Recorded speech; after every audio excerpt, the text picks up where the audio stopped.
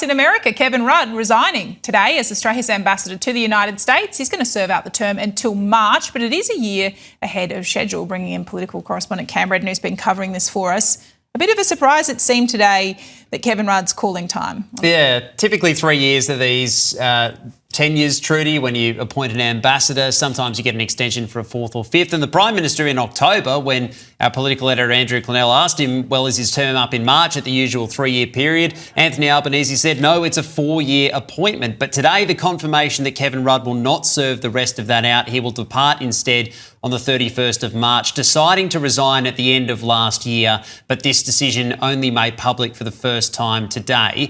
The Prime Minister was adamant that there was no external pressure on this decision, that this was one for Kevin Rudd himself, that previous comments around things like what Donald Trump may or may not have been like, commentaries around that from his previous life as a commentator, didn't play a factor in this. Anthony Albanese says that ultimately Kevin Rudd has decided that his job is done there and that he wants to go back into the private sector. He'll be taking up a role with a think tank instead. So he says today, the Prime Minister, that it's essentially a job well done from Kevin Rudd, and the race is now on to appoint a replacement.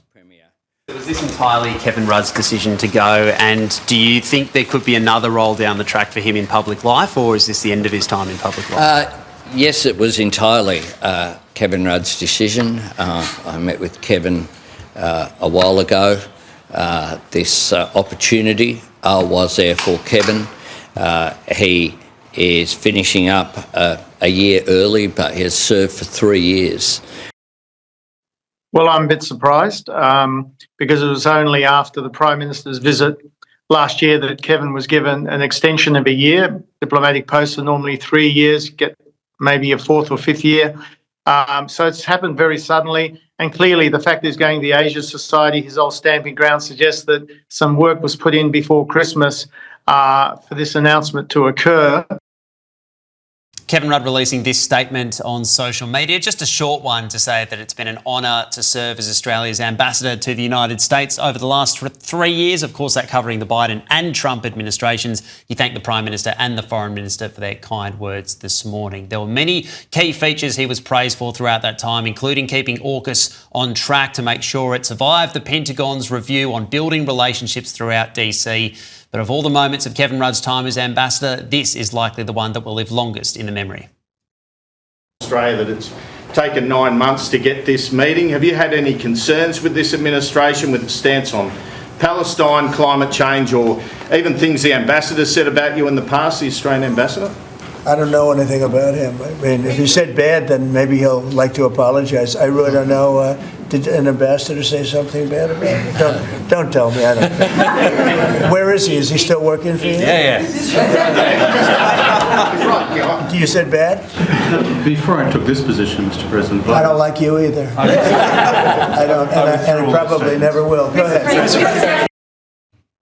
We don't yet know who's going to replace him, but it seems like some Sky News regulars might be firm favourites. We might have to get them on a panel and have them duke it out for this, Trudy. We can show you some of the names that are bouncing around the walls of this building at the moment, including two that will be very familiar to Sky News viewers in former Labor ministers Joel Fitzgibbon and Stephen Conroy. Two of the names that have been floated as potential replacements for Kevin Rudd. Another is Greg Moriarty, that's now being discussed at the moment, at least as a potential contender. He's someone currently serving as a Secretary of Defence, held a key role in the office of Prime Minister Malcolm Turnbull, has been a former ambassador as well, so has a lot of those credentials. Another name that's been thrown in the mix in the last hour or so. Ultimately, it will be up for the government to decide. It is a critical decision when it comes to keeping AUKUS on track and also the alliance and relationship with the Trump administration intact, but no indications yet on exactly who the government will pick.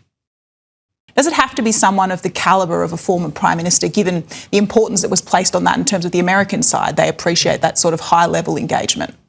Well, as the Prime Minister said today, we will make an appointment in due course, and we will and are looking very carefully at the sort of skills and attributes that are required. And one of the things that Kevin Rudd was able to do as ambassador was to build relationships with both Republicans and Democrats. He obviously, his tenure was over a period where we saw both a Democratic and a Republican administration, and his ability to traverse that has been a very important aspect of his role. It was arrogance to send him there to start with, but it's important now that we get it right because our relationship with the United States is critical. The Prime Minister was asked this morning too, Trudy, about Scott Morrison. He knows Donald Trump well. Could he be an option? The suggestion is that he would be a rank outsider at best, and it might be somebody other than a former Prime Minister. Well, interesting to see if it's Stephen Conroy or Joel Fitzgibbon. I won't say who, but I did text them and see if they're willing to come on. Normally people are so happy to come on and talk, Come on, but guys, at on the again. moment, you know things are cooking Someone when they won't come come on. Cameron, thank you, appreciate it.